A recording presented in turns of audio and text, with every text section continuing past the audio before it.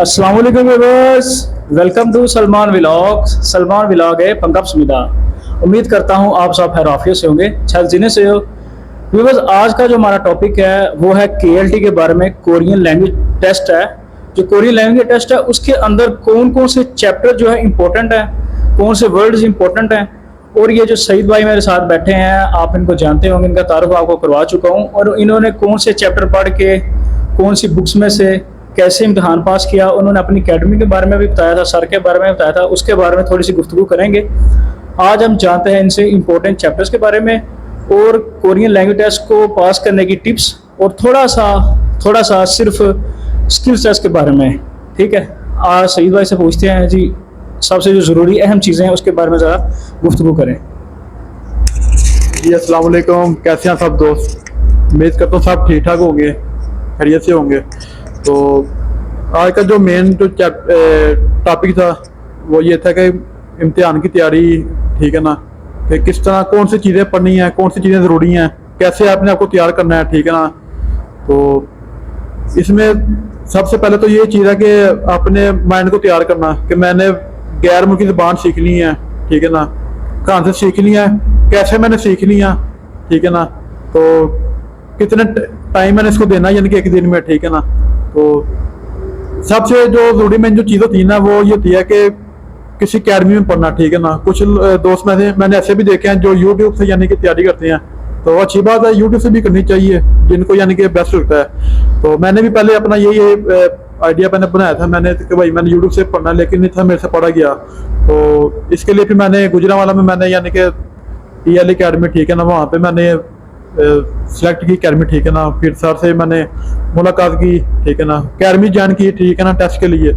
तो टेस्ट में सबसे ज़रूरी चीज़ होती है कि आपके वावल कॉन्स्टेंट, ठीक है ना। जैसे हमारी अलिफ बे और ABC है, ऐसे उनका भी वावल कॉन्स्टेंट है। उनको पढ़ना, उनकी पहचान, अपने आवाज़ें अपनी दिमाग में बिठाना, ठीक है, कि कैसे पढ़ना है, बोलना है, तोड़ जोड़ उनके।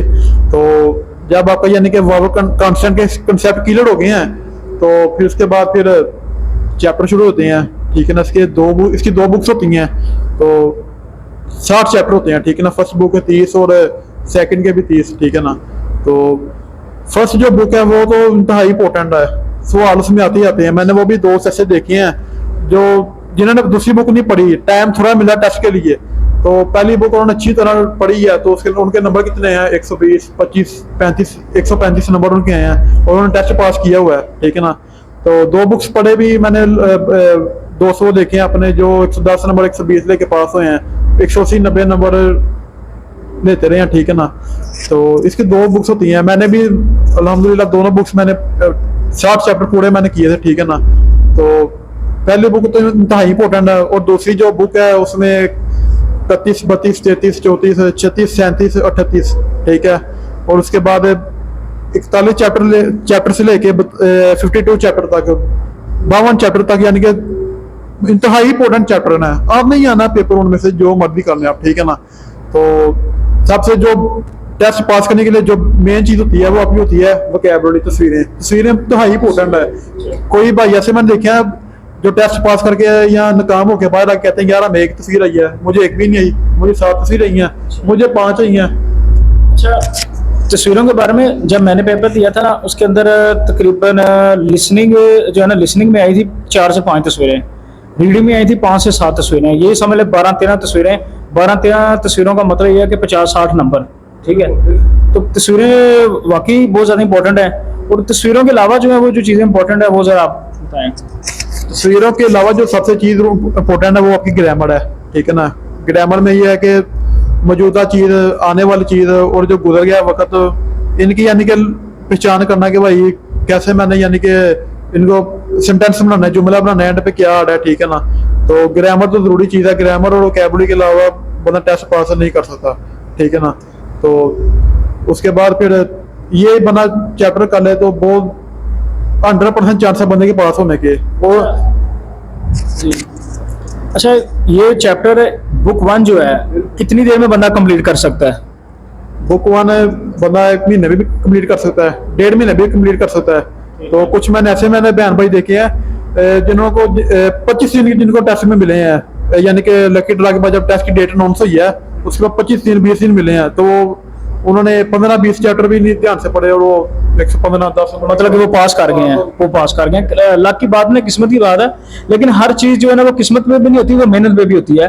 जिन्होंने 15-20 किए भाई मेहनत तो की है ना उन्होंने, ये नहीं है कि 15-20 से वो पास हो गए, लेकिन मेहनत तो है पीछे। लेकिन हर चीज लक पे तो बंदा नहीं छोड़ सकता, उसके लिए मेहनत लाजमी है।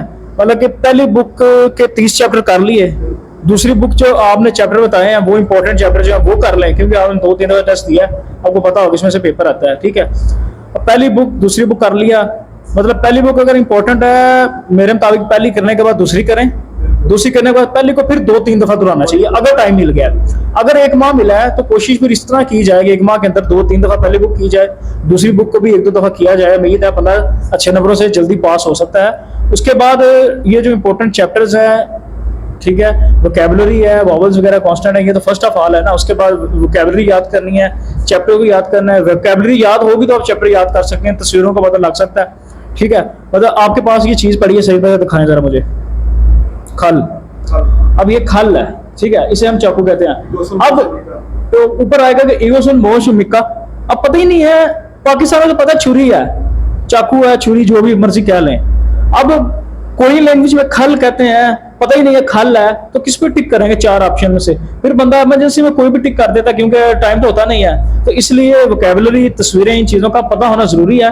वोकैबुलरी इसी को कहते हैं कि इनका नाम पता हो, ये खल है, ये पानी है, ये फलां, ये फलां, ये फलां चीज है, ठीक है।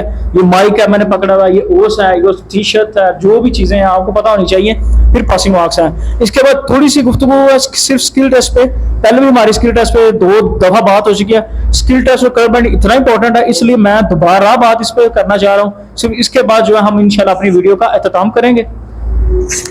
और पास करने के बाद फिर जारी बात है, आपको भी पता है कि स्किल टेस्ट में सबसे जो जरूरी चीज होती है वो कलर बैंड है।